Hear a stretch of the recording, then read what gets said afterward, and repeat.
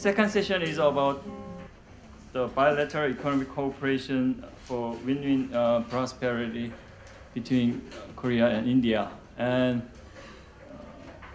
I think the debate will be shifted more down to earth, okay? Because now we are talking about money, right? We are not talking about the politics and stuff. So we will deal with the reality. And I'm an international business scholar, and in business we emphasize efficiency. Okay, so I'll try to keep the time and limit my comments.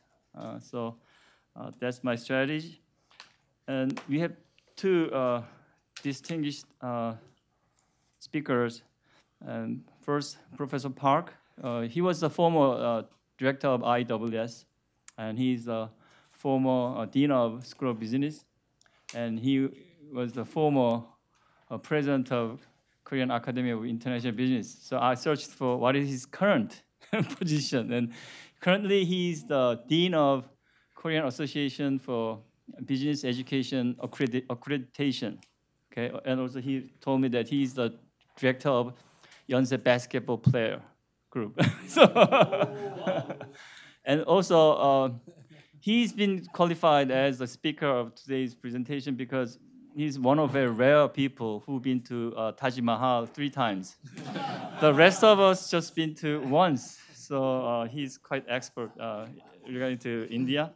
And I'm very happy to invite Professor Banu Murthy.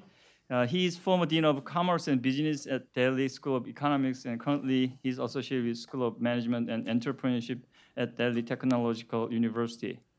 I contacted him through his student. One of his disciples is working in SERI, and she recommended Professor Murthy, and so I'm very happy to invite him.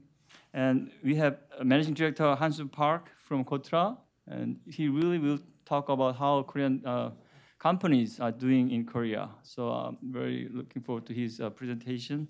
And the former ambassador, Mr.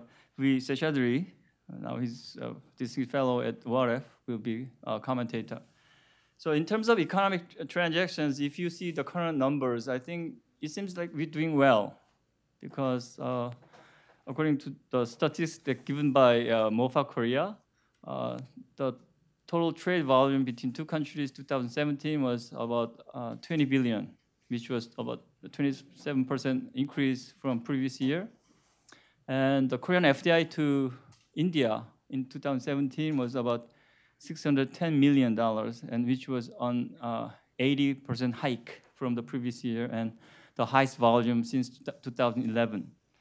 So according to the statistics, we seem to be doing very well. But at the same time, if we compare the numbers with that of Chinese numbers, I think the volume is 1/10 compared to the business relationship with China. So we have a long way to go, but we have certain industries. Korean companies have certain industries very competitive, and they wish to get involved with India. Such that industry could be ITC, defense industry, agriculture industry, energy-related industry.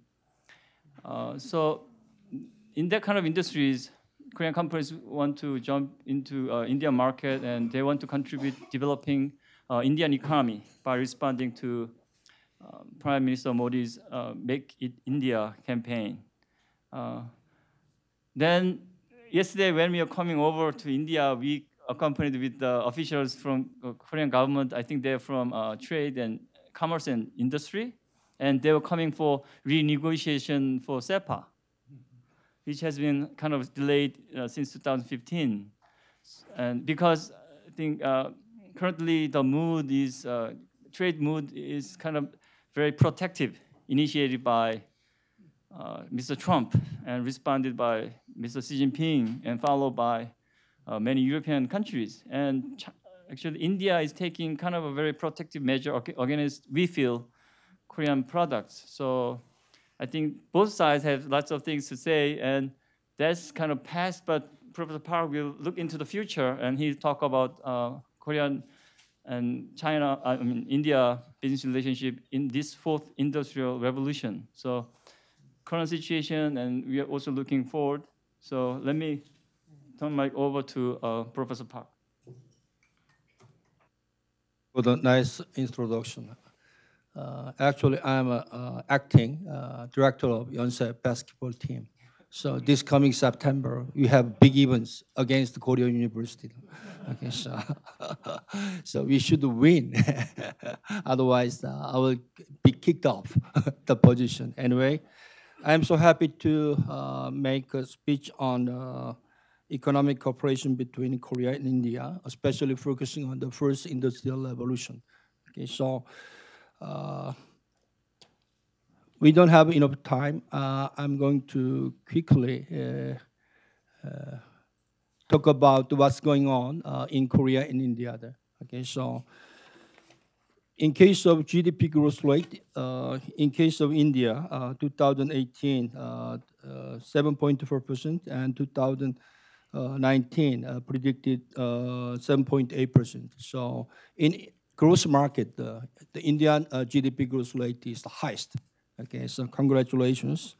And in case of Korea, you can look at the GDP growth in Asia.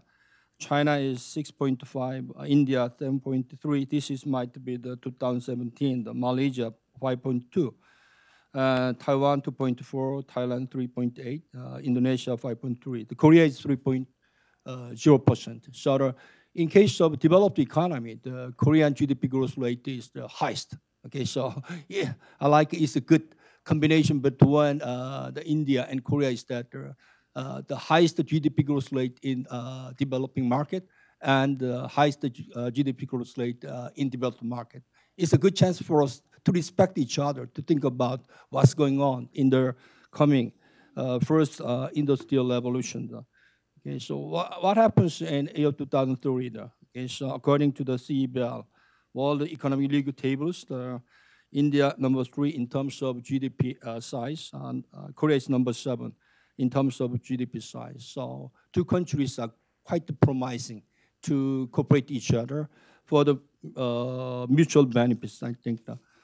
However, you can see what's going on, the export and import in Korea and India. Okay, so after SEPA, export and import between two countries is hiking, but let's look at the trend, what's going on.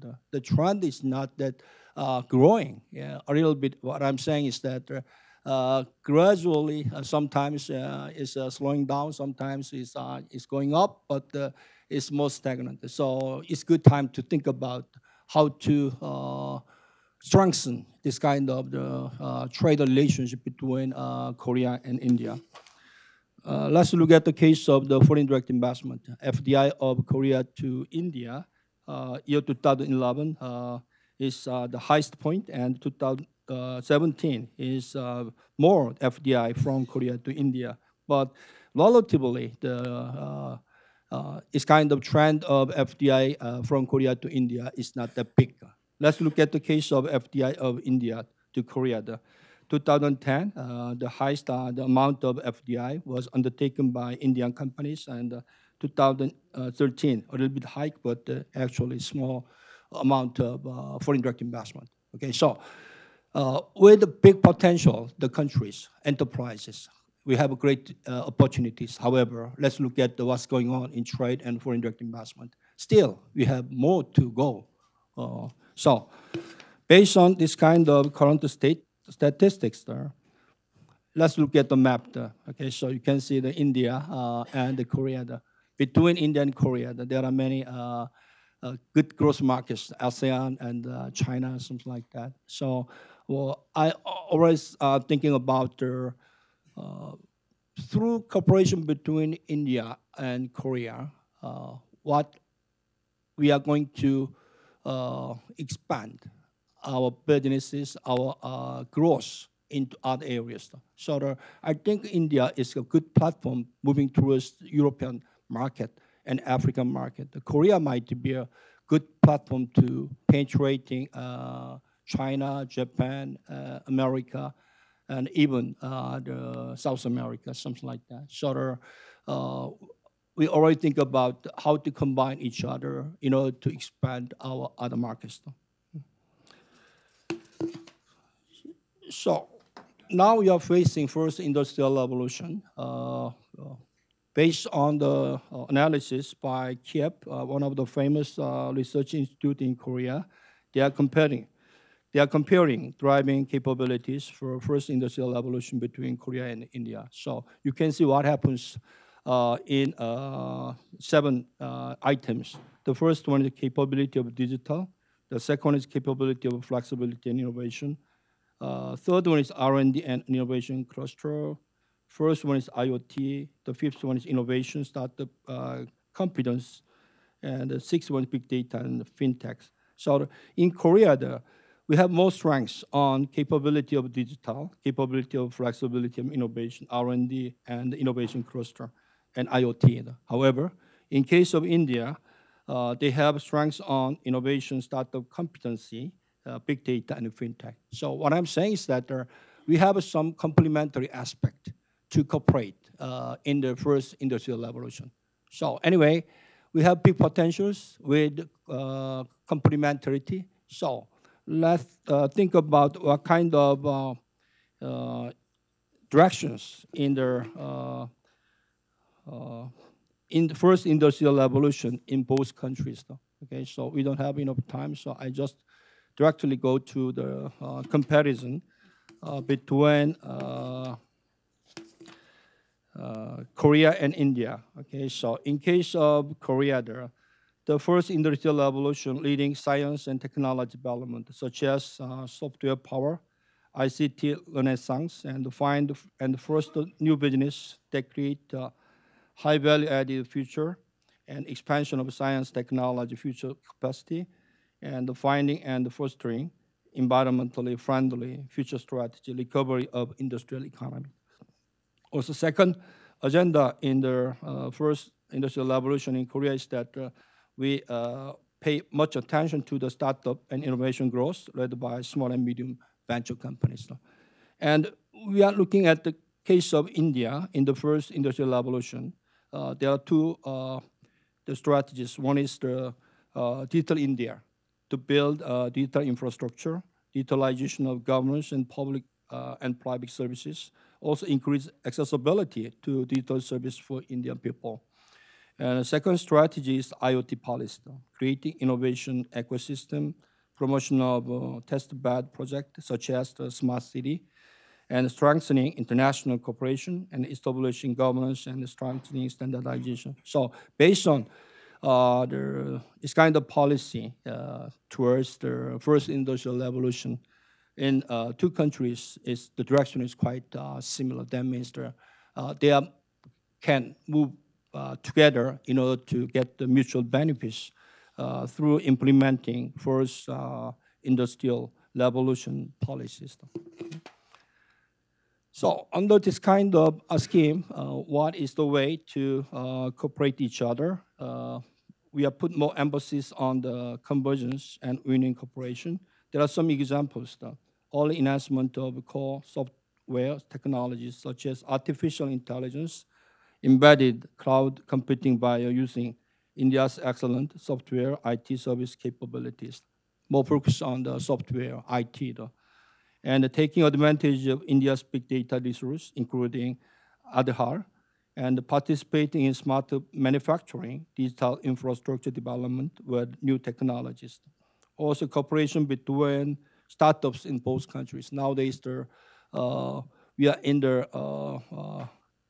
we're trying a lot to push the small and medium companies to start the new businesses. Also the young students, why don't you start the startup businesses? Need to consider utilizing the Vision Group of Korea India future strategy and creating a Korea-India Innovation Venture Fund. Anyway, this is general, the comments made by many research institute in Korea. Based on these ideas, I like to suggest today is Korea-India Cooperation Platform, so-called coin platform. This is not a Bitcoin, but it is quite promising. Who knows, who believe, but anyway, coin cooperation platform. Okay, so as you know well, the 1990s, the famous article written by Michael Porter, the competitive advantage of nation. U.S. Can think about how to enhance their international competitiveness. U.S. is a big country. They don't need any help from outside. However, in case of Canada, Canada need always think about how to cooperate with the United States. Okay, that kind of concept might be applied to the case between Korea and India. Both countries have potentiality with complementarity. However, they need something to fit out, to cooperate, in order to create mutual benefits under first industrial revolution. That is kind of ideas I have. Based on these concepts, I like to suggest the Korea-India cooperation matrix, so-called the platform. Okay, so my way of thinking is that we are going to divide industry into manufacturing and service, and then how to integrate manufacturing service from both sides together in order to create new opportunities under first industrial revolution. Okay, so first, in case of Korean manufacturing can be combined with the manufacturing of India. That is, I think, the Make in India. A lot of investment in India. They try to enhance the capability of manufacturing industry in India with the partners in India. Okay, so we are going to strengthening this kind of relationship. And the second case is that Korea's manufacturing can be combined with service of India. That might be a smart factory. Okay, so we are going to think about this kind of strengths of Korean manufacturing. However, in the first industrial revolution, just the strengths of manufacturing is not enough to compete against other competitors. So we need is kind of servicetization of manufacturing. Hence, we have a lot of chance to add IT service capabilities to the manufacturing side of Korean firms. So I think in India, we are going to create new opportunity, how to spread its kind of advantages from the smart factories. Now, Korea, many companies jump into how to upgrade their manufacturing, their factories through the smart factory, the plants. Okay, and the third case is that the service of Korean companies and manufacturing in India. So nowadays, the Modi government tried to create 100 smart city. Already started this kind of the project. Okay, so we have a lot of experience to create a smart city. One is the Pangyo is kind of the startup companies. It's complex. Another one is the Songdo. The Yonsei International Campus is located in Songdo. Okay, so the Songdo is another smart city recently established in Korea. So we have a lot of experiences how to build up this kind of complex based on ICT, the infra. Okay, so India need some other manufacturing strengths. In that case, you are going to start to think about the manufacturing-based smart city with IT or this kind of services from the Korean companies. Okay, and the last case I like to talk about is that this one, Digital India. Okay, so the service strengths of Korea is meet the service strengths of the India. So with together to think about how to break through the global market. Okay, in case of the service and delivery systems, the full service, healthcare, e-education, and travel and tourism. Okay, so we have a lot of opportunities to cooperate to create new opportunities. This kind of the industry sectors now. Okay, so the final the remarks I like to make today is that the COIN Corporation platform, how to combine manufacturing industries and the service industries in order to create a smart corporation. Okay, so it's not easy, but in order to be a leader in global market, we need this kind of smart thinking based on this kind of smart cooperation, we are going to expand our businesses into growth markets such as China or other countries, or to the advanced markets, Europe and America. So as I already mentioned that my idea is that like this. Okay, so between India and Korea, we are going to think about is kind of industrial corridor. Okay, so already in India there is industrial corridor, but outside of India with Korea, why don't you make this kind of relationship? And then let's think about in the first industrial revolution, India is kind of platform to expand the businesses to the Europe and Africa, and Korea might be the good window to jumping into China, Japan, and America. So finally, I mentioned I like raise some issues there. Okay, we know that through the cooperation we create a lot of opportunities, but still a lot of difficulties we have. Hence, I like to put agendas for Korea-India cooperation platform. The first one is how to strengthen strategic partnership through SEPA. Since year 2010, SEPA is quite wonderful, beautiful, the relationship, but we needed to strengthen and deepen this kind of relationship. And the second one is to remove barriers for cooperation platforms. So we know it's excellent, the platforms, but still there are a lot of barriers. So between two governments, they should think about how to reduce this kind of barriers. And the third one is nowadays it's kind of protectionism. Starting from the U.S. Is moving to the China or other countries. So in 1970s, actually, European countries and the U.S. Raised new protectionism in order to protect the domestic market. But nowadays, raised by protectionism by U.S. is much the harsh one. So I put the name super protectionism. So hence, India and Korea should think about how to make a partnership against this kind of protectionism. And the last, I think the most important thing is that we should think about how to communicate each other, how to understand each other, and how to cooperate. That means how much open each other to build up new opportunities. And finally, connecting is that how to share is kind of the good feelings based on the trust. So they're based on the communication, cooperation, and connections. I hope we have a wonderful future between two countries. Thank you.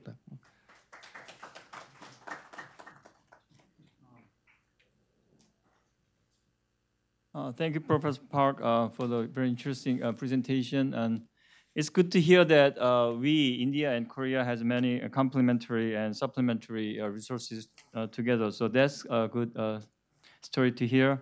And then I think we are moving towards the same direction. India pursuing Digital India, and Korea is also pursuing Smart Korea. So we are pursuing the same direction. So there will be lots of stuff that we can share together.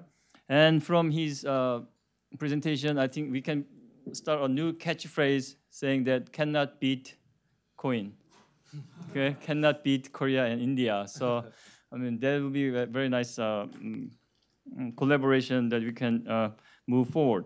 Okay, that was a kind of business scholars presentation from Korean perspective. Now we can hear from Professor Bhanumurthy, who is economist, and he will provide us an Indian perspective on trade between two countries. Thank you.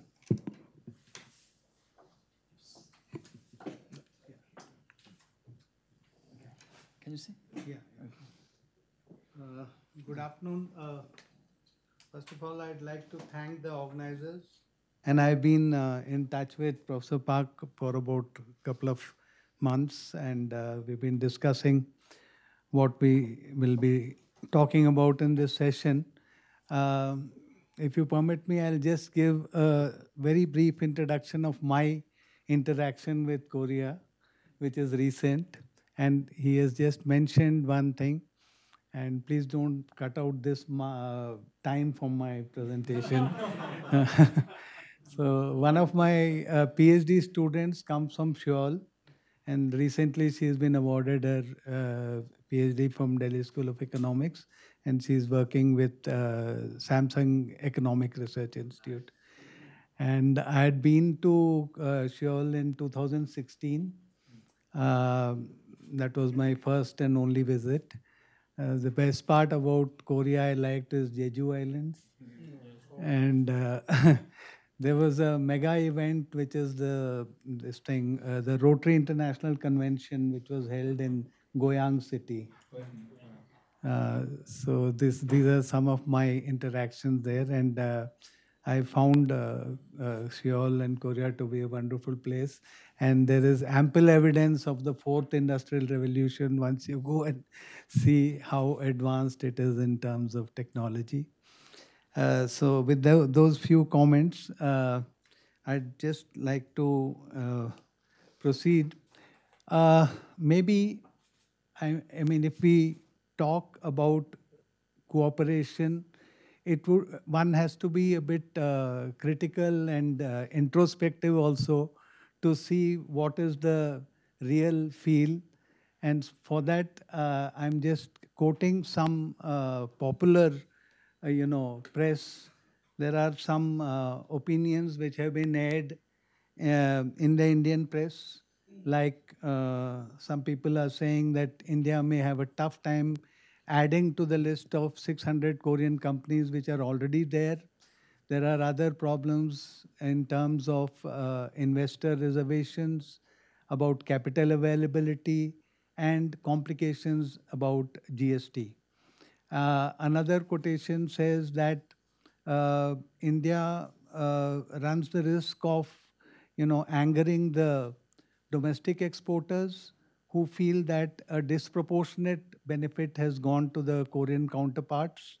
And if we look at the inbound and outbound trade, then over time, in fact, it is going more against the Indian exporters.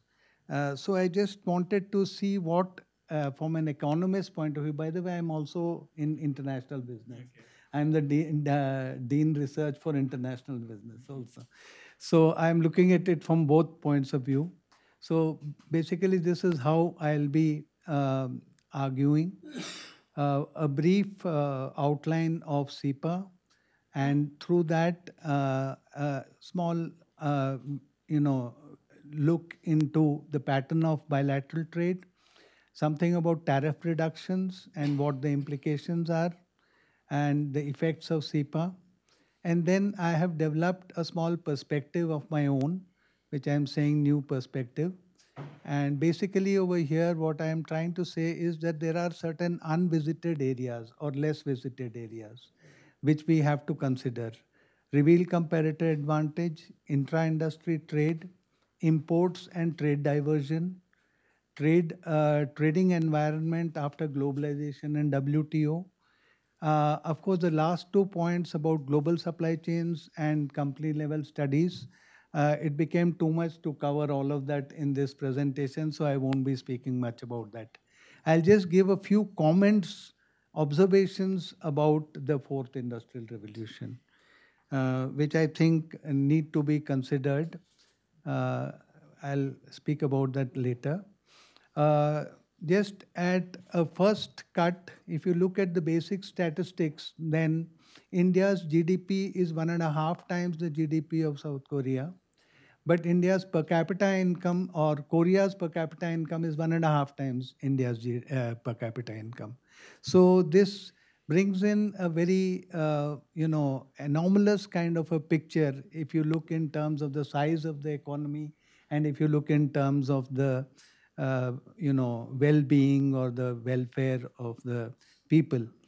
But on the other hand, another anomaly is that Korea doesn't figure in the 15 major trading partners of India. But India figures as the 14th largest, 9th largest trading partner of Korea. And the total trade has grown by about 150% in 5 years, which is a good growth rate. And here I would like to emphasize that normally what happens is that we suffer from a bias that when we talk about trade, then we always talk about exports. So this is total trade, and I have something to say about imports. So that is why I'm emphasizing this here. Now, if you look at the pattern of trade, India's exports to Korea and Korea's exports to India, this brings out certain aspects which need to be debated and discussed.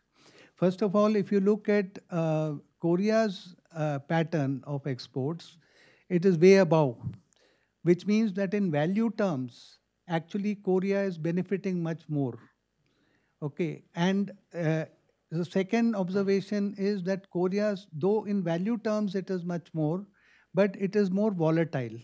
Korea's pattern is much more volatile. And if you look at the Indian pattern of exports in value terms, it is much lower, but it is more stable. There is a simple reason for this. When you look at Korea's nature of exports, these are the top 10 exports to India. Now, if you just read through very quickly through the list, it is electrical machinery, iron and steel. Again, I don't think this is basic metal. This would be alloys and advanced steels. Then machinery, computers, plastics, organic chemicals. All of these are high value products.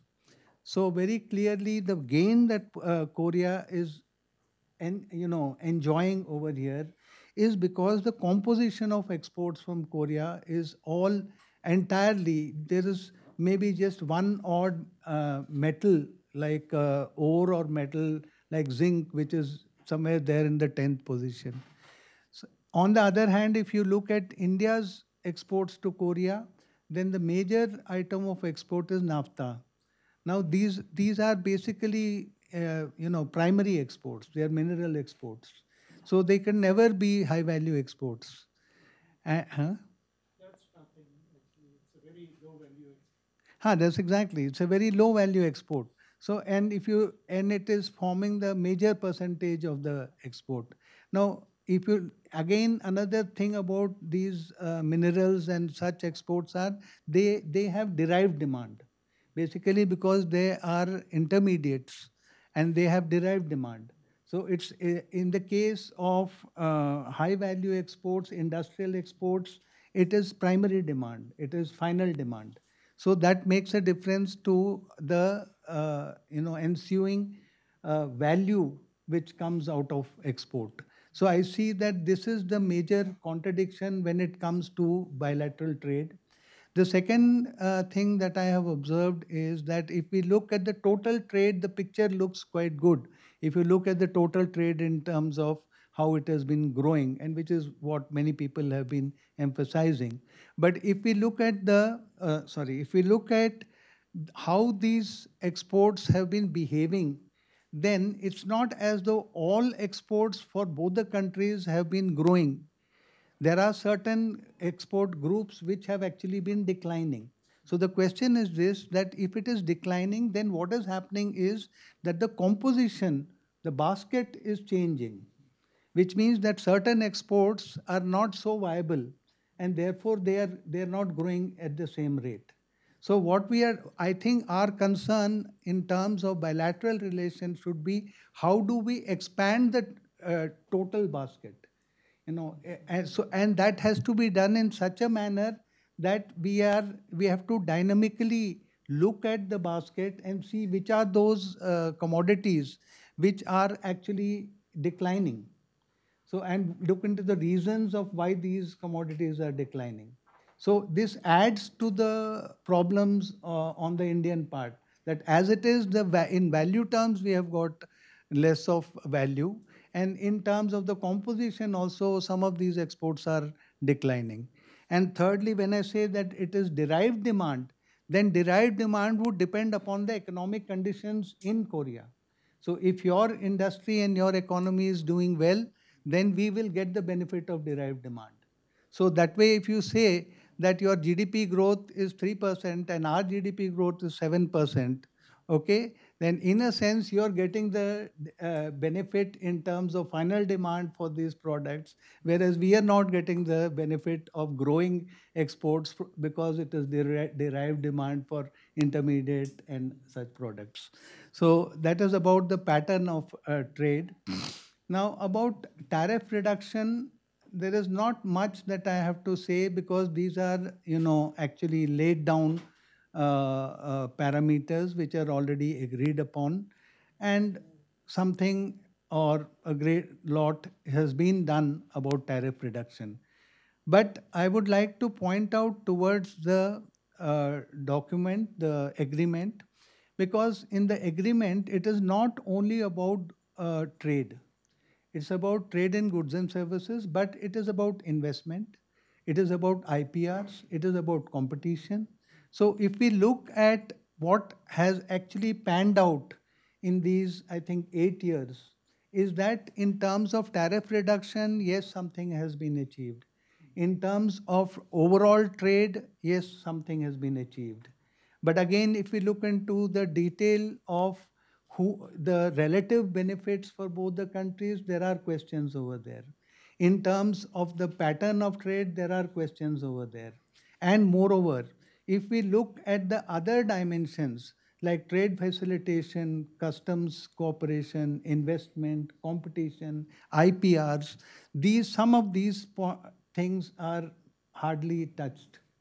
So that is what I said in the beginning, that my perspective is what are these unvisited areas? Which are the areas which we need to discuss? So this is one of the things that other dimensions of SEPA have to be looked into. And for that, I think just taking a generalist view is not enough.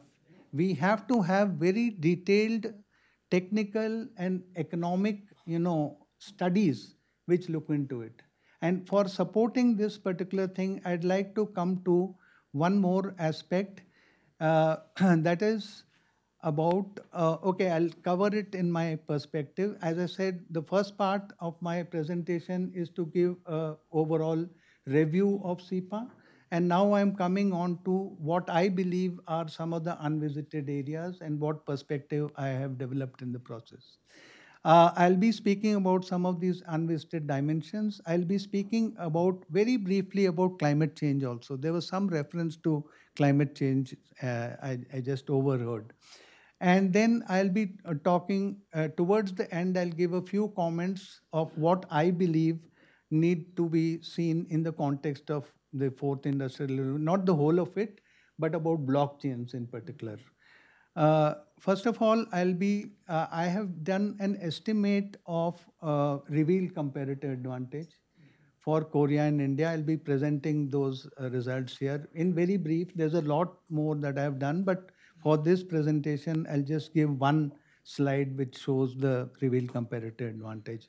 There is a methodological issue here that the existing studies on revealed comparative advantage are using certain methods like normal correlation and so on. I have done a lot of work in terms of, and I've developed an index, I'll be referring to that. And many of my publications and students, they are using those indices. We need to have studies which use my index of rank dominance. In passing, I'll refer to that. Then the most important thing that I think we have to discuss and study is intra-industry trade. Because when in your presentation, you are looking at things as they exist. Okay, intra-industry trade is something which tells you the potential for the future.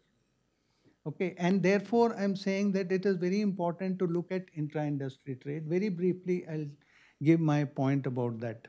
Because when we talk about cooperation, when we talk about joint ventures, when we talk about multinationals, it is not something which just comes up by a government regulation or by an agreement. There has to be the proper economic foundation for that to come up.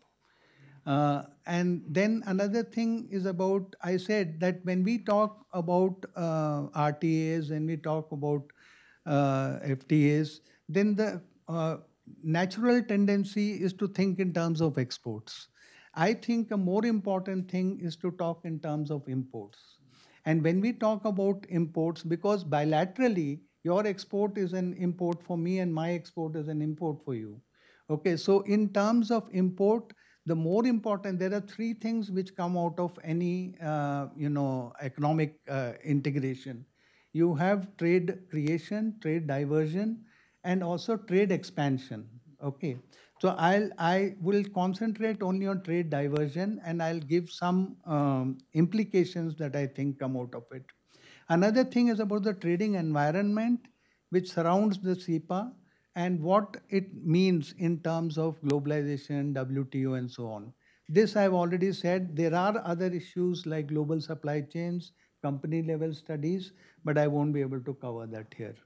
Now, in terms of RCA, as I said, these are my estimates for RCA from 2000 to 2016.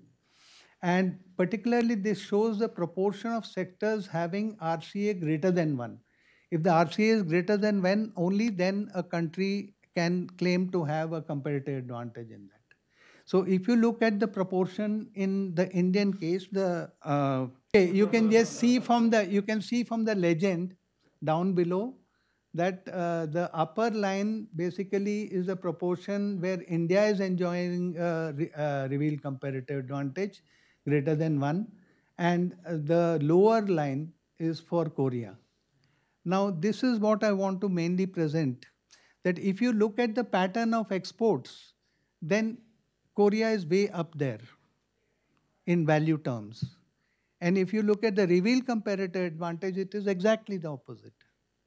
What does revealed comparative advantage mean? Revealed comparative advantage by Bela Balasa is a shortcut for us to understand comparative advantage.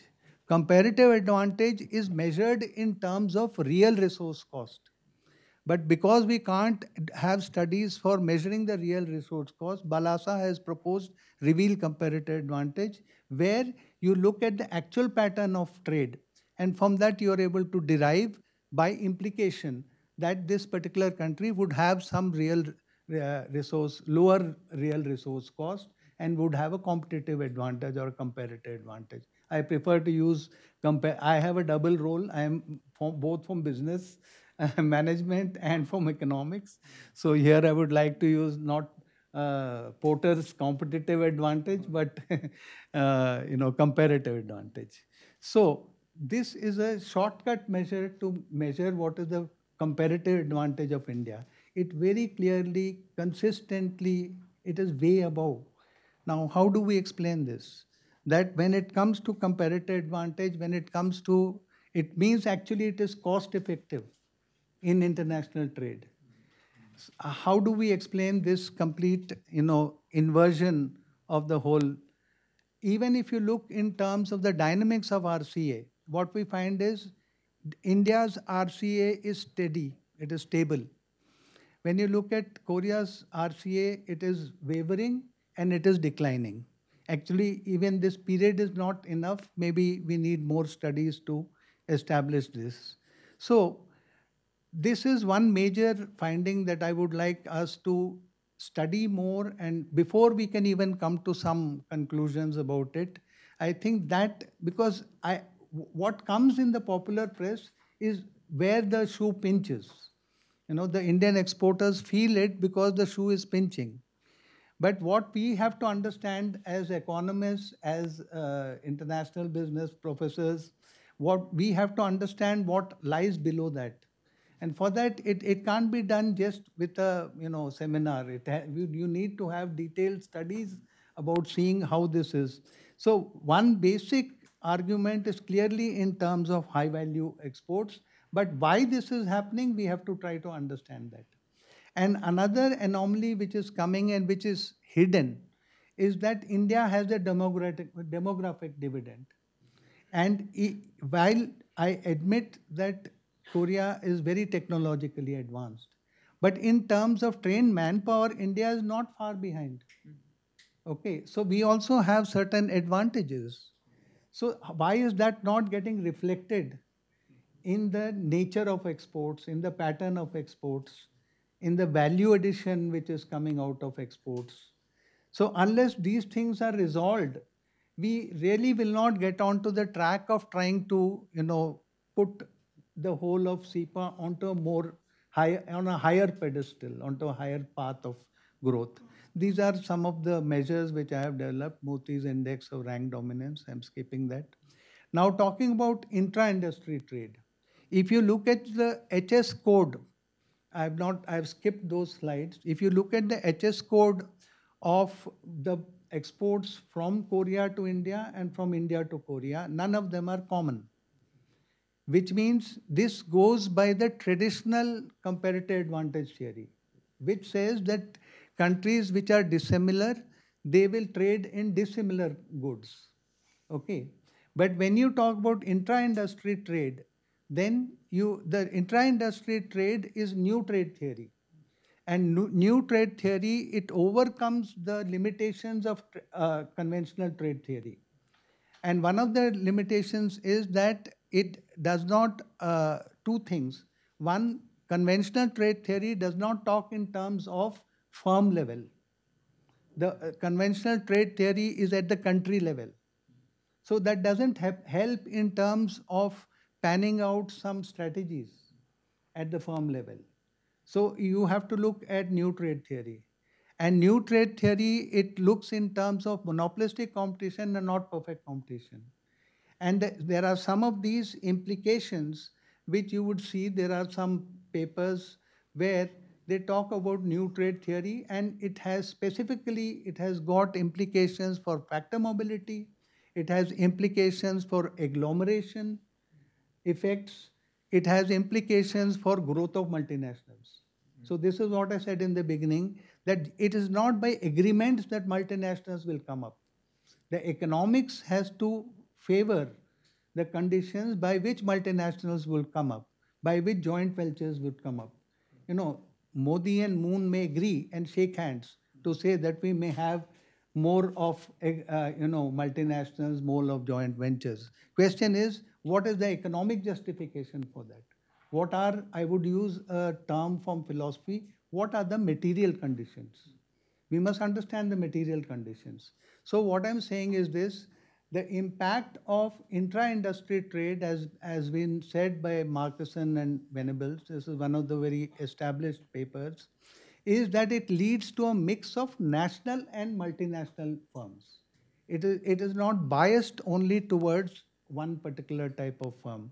And another thing is that this theory is independent of, you see, if you look at traditional trade theory, it depends upon factor endowment. But this theory says that it is independent of both the relative and absolute factor endowment. And the result is, they have studied lots of such trade, and there is empirical evidence which shows that it is independent of the factor endowments, okay, which was your traditional trade theory. Now, now what has happened is that developed world have taken advantage of intra-industry trade. And therefore, you will find that the multinationals who are exporting or manufacturing goods, most of their interaction, their economic transactions are with developed countries. But we are not able to take advantage of this. My plea over here is this, that we should consider intra-industry trade. It would require a whole lot of studies to see how and where and in which particular areas this is possible. Okay, what is the organizational form in which this can come up? Now I'm speaking a bit in terms of international business theory. Okay, and then finally there is one aspect which underlies all of this, that is factor mobility. Now from factor mobility, I'm coming back to SEPA. In SEPA, if you look at Annex 6A or 6 of the Korea specific commitments, and I'm quoting over here, it says that the acquisition of outstanding stock of existing domestic companies in such areas as energy and aviation by natural persons or judicial persons of another member may be restricted. Foreign investment in newly privatized companies may be restricted. Okay. Now please look at the parallel provision in the Indian case. Okay. Here it says, in the case of collaboration with public sector enterprises, government undertakings, joint ventures, partners, preference in access will be given to Korean service suppliers, entities which offer the best terms for transfer of technology. Okay, so there are clearly differences between, in the document itself, Okay, so we have to, I said it in the beginning that if we are honest about progressing further with this, we have to actually see what are the anomalies, what are the differences, and see how we can try to remove this. At least the first step would be that we have enough studies to be able to comment on these things from both sides, and some joint kind of studies from which we can concentrate on some of these questions.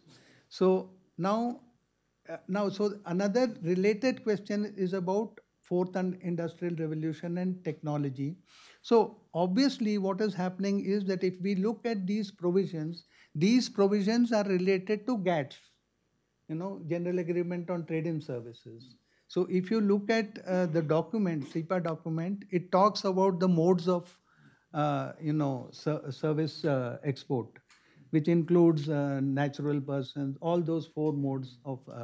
Now there are such issues over there of factor mobility. Another thing I want to clarify: factor mobility is not just about labor. Factor mobility refers even to capital. Okay, so we have to see how our factor mobility is facilitated by this agreement, both in terms of labor and in terms of capital, and how we can reconcile our documents with respect to the WTO provisions. And that is one point which I had said in the beginning about globalization and how it affects all of this. One small implication is in doing all of this, we should not fall into one major trap, and that is called pollution. Environmental economics is another area of mine. Okay, pollution haven hypothesis is wherein we say that developed countries have been pushing their polluting industries into developing economies. So while working out all these collaborations and agreements and relocation of industry, MNCs and everything, I think for me this is the first and foremost thing that we have to keep in mind, that in such agreements, we are not in the process allowing something like pollution haven hypothesis to happen.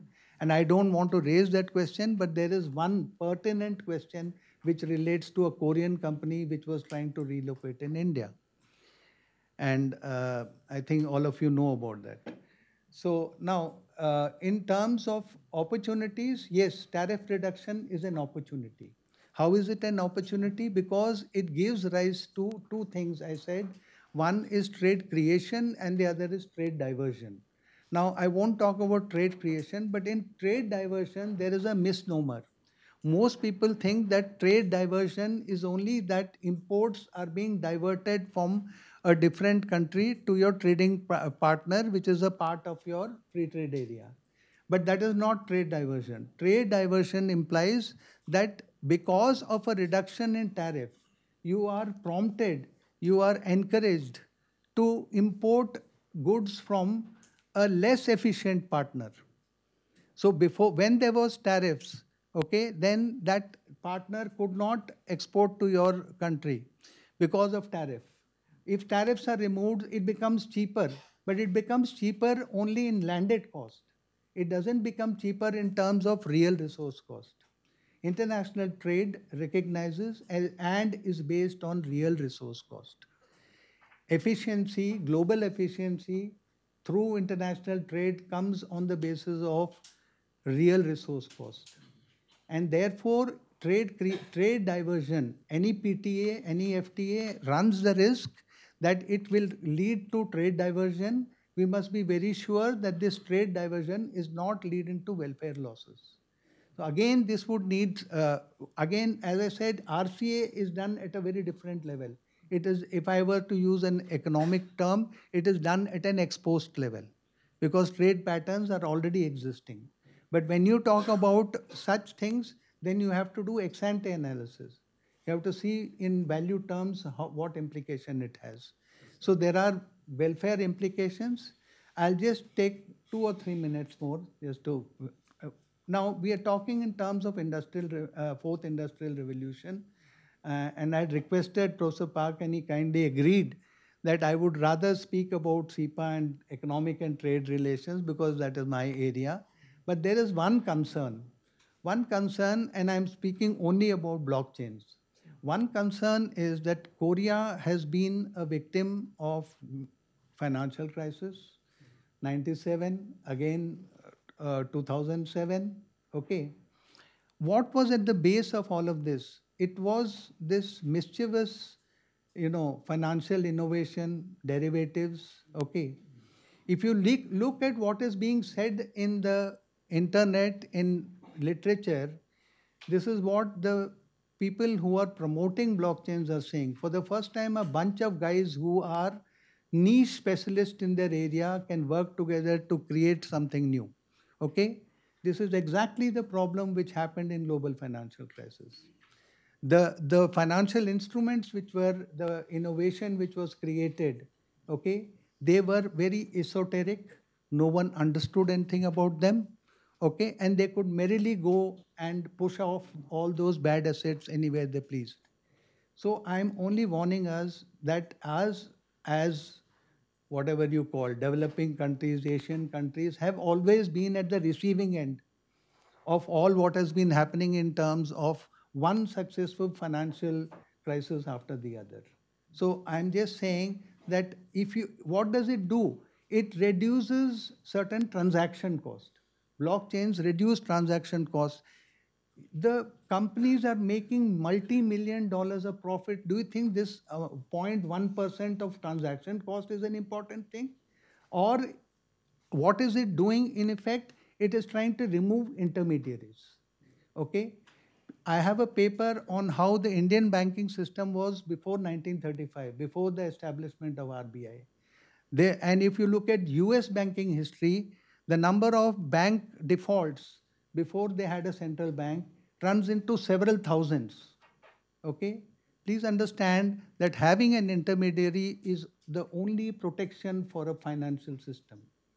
To think of and so finally, I'm trying to say that please understand that, okay, you could use technology, but I'm trying to say that technology is an aid. Don't make it a master. And please understand that this was the mistake, that when financial innovation derivatives took place, they treated it as a technology. Financial systems are human systems. You must understand psychology, sociology, economics, ethics, behavior. These are all the things that we must understand about financial systems. I think we would gain more by spending a few more seminars on understanding this. The technology part of it is very well known and very well chartered. What is uncharted is this part of it. That's all I would say. Thank you. Thank you. Okay, thanks so much for the in-depth analysis of intra-trade between India and Korea, and I think we learned a lot. And I think the reality is that Korea is not growing as fast as India grows, and we're complaining that it's hard to penetrate the Indian market. But your presentation definitely shows that we are losing the comparative advantage, and that's why we are having difficulties. So. And then you showed us how to overcome this international financial crisis by understanding the new technology. So that was very nice, great presentation. And now let us hear from Director Hansu Park how Korean companies are doing in India. Thank you. Very good morning. Afternoon session is very good because audience sleeps sometimes. I'm here today to say good things because I am promoter, not economist. You know, matchmaker always emphasize good things. You know, bride and groom, you know, we have to say good things so that we make them to get married. So my role is the same. How we can develop more opportunities, how we can bring more Korean companies into Indian market. That is my role. I see Honorable Prime Minister Modi says 3 Ds. you know, the 3D democracy, demography, demand. We Koreans say the same. We Korea, diligence, desire, and development. Very matching, you know. We KOTRA promote trade investment. We have 5 offices here. We are the trade office of Korean Embassy. We see so many opportunities here. How we develop more opportunities, that is my goal. It's been 2 years almost since I came here. I see a lot of good things in Indian market. Korean companies sometimes say India is not so good to do business, but I always emphasize that India is the best place you come and do some business here. Why India is so important? India is the center of the world. My policy, my strategy is bridge policy, bridge strategy. How we bridge Korea and India is our key role. And in terms of trade, some people say that India has about 10 billion deficit a year. But that is a negative effect.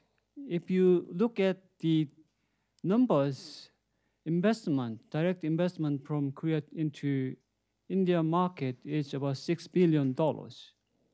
And we create more than 100 jobs here. So if you go to Samsung Electronics factory or LG factories, how many Indians are working there?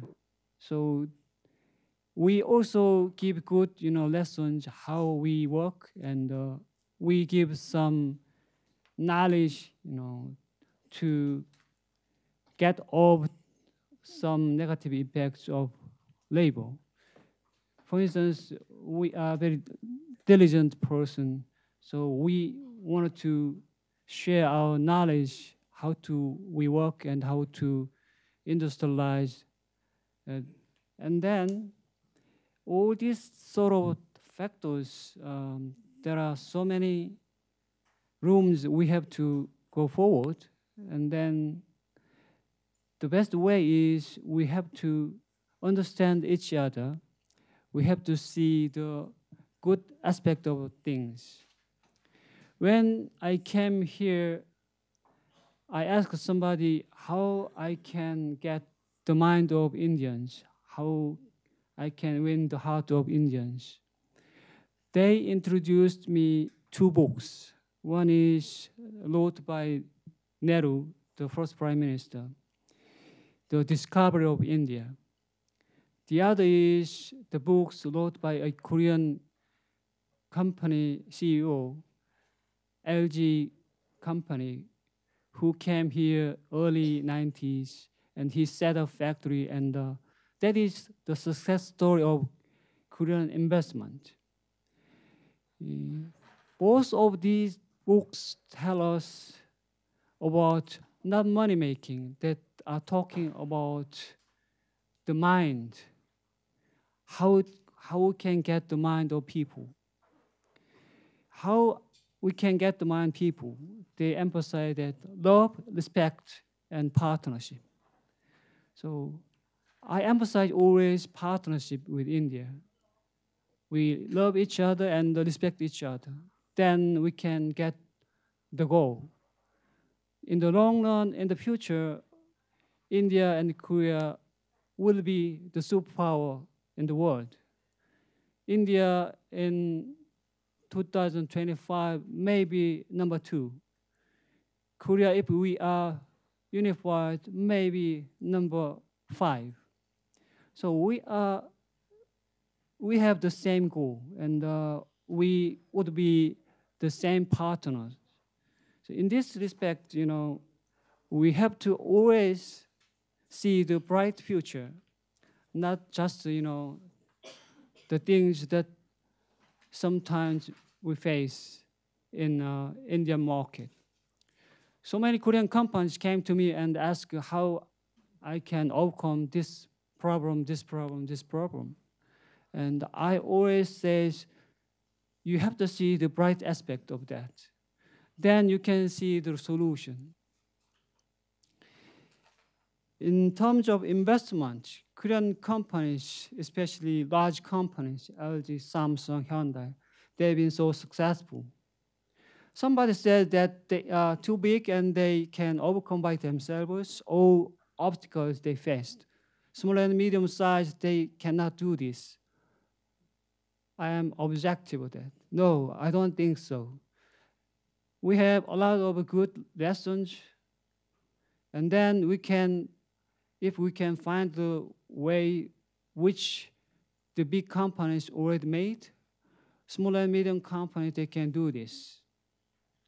I encourage so many Korean companies to come here and then find opportunities and do business with Indians. Indians, we have a lot of good things. Indians are very smart. You know how many Nobel laureates produced? Indians? 12. Korea just 1. How many, Miss World? 6. They are beautiful. So we have to see the bright aspect. Small and medium Korean companies sometimes came to me and said, the custom clearance system is very horrible. And then I have to say, no, that's not horrible. We were the same in 60s Korea.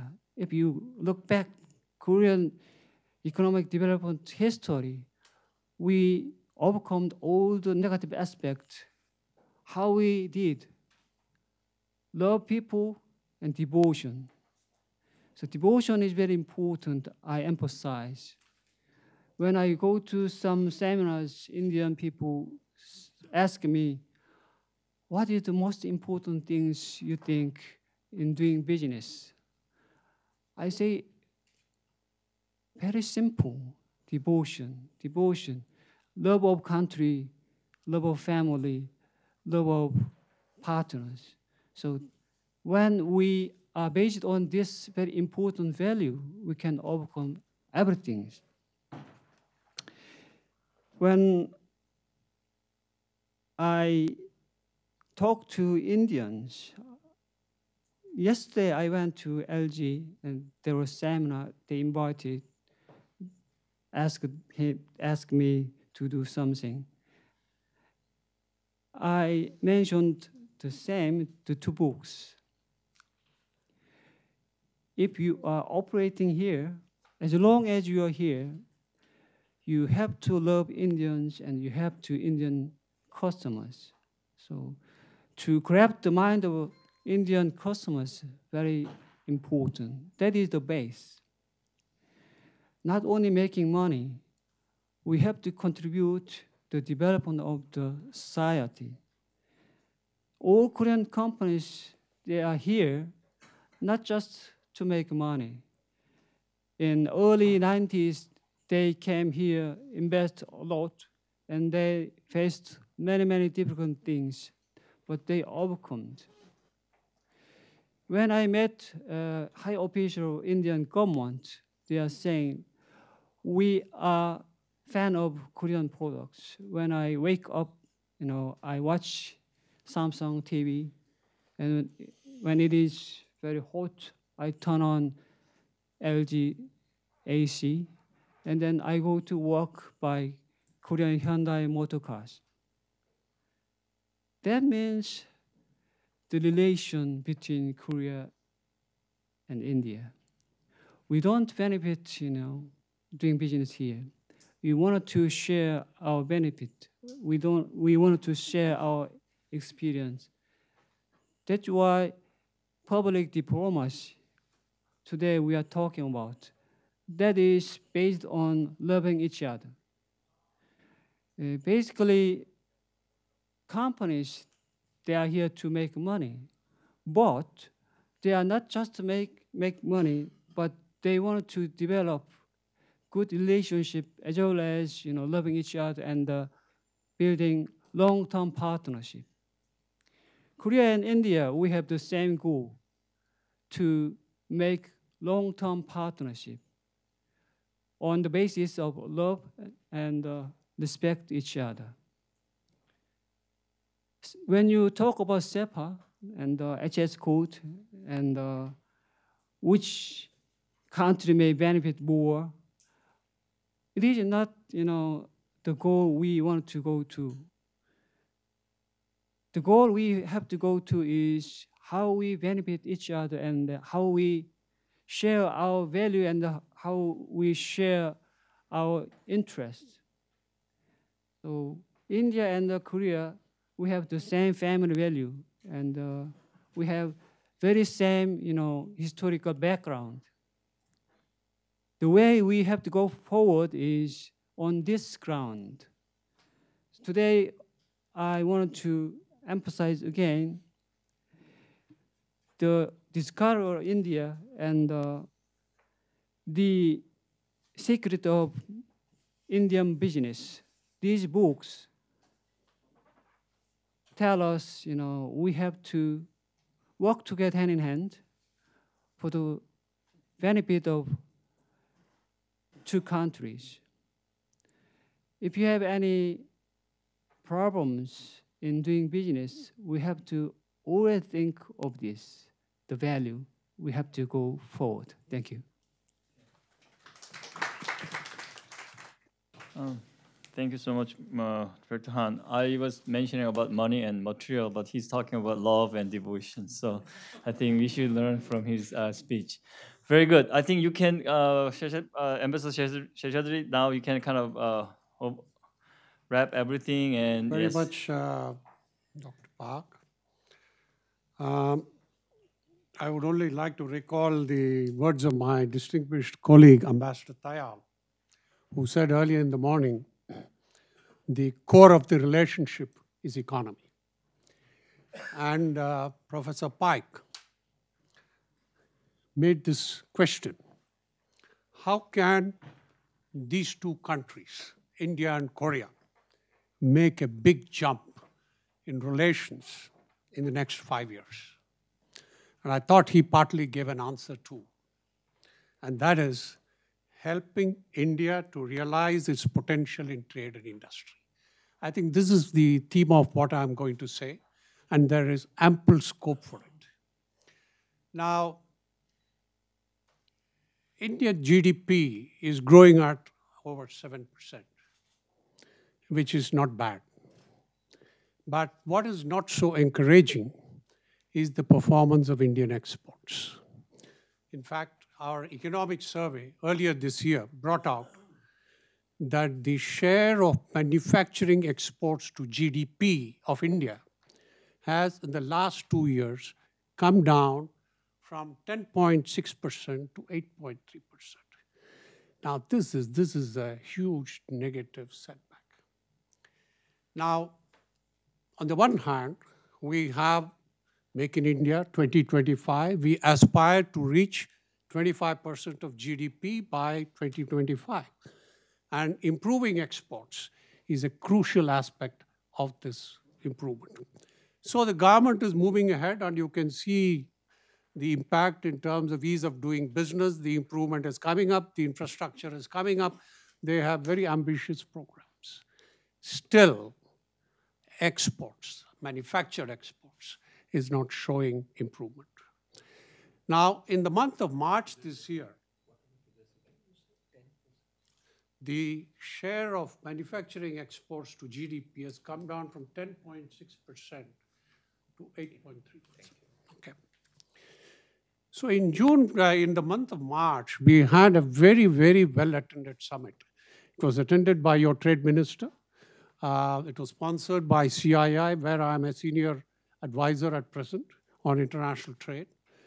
And it was sponsored by Chosu Nilbo. And we had Prime Minister Modi present there, and also entire cabinet ministers having separate sessions sectorally.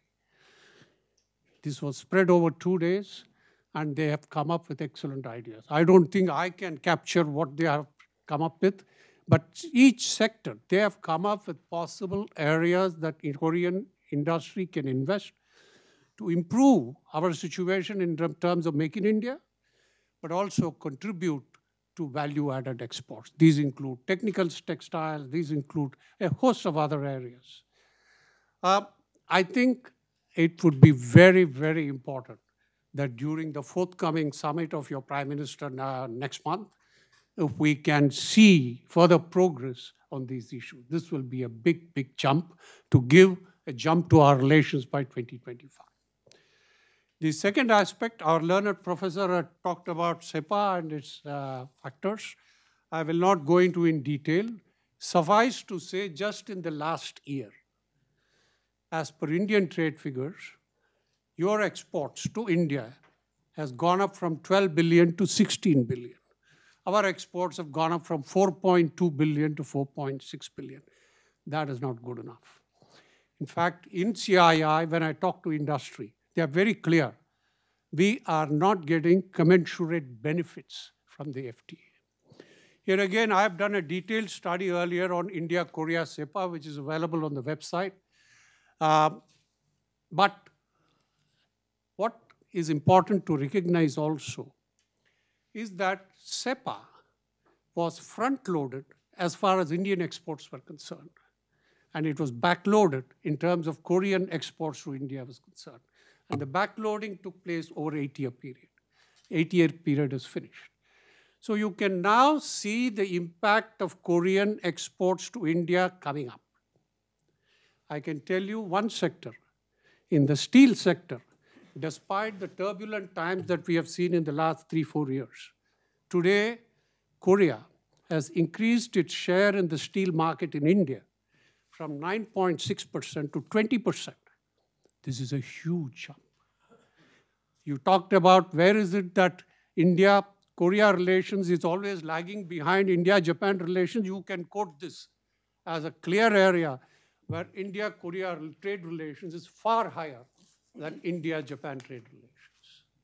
So I think this is very, very important. And what the learned professor said, partly, RTAs are trade diversion. The increase in steel imports into India from Korea would not have taken place if the RTA was not there. So there is something that Korea owes to India in terms of reciprocal contribution. And frankly, nothing has happened. I will give you one example, pharma exports. India exports $4.5 billion of pharma products to United States, the most advanced pharma market. India exported $10 million of pharma to Korea last year. Please tell me why.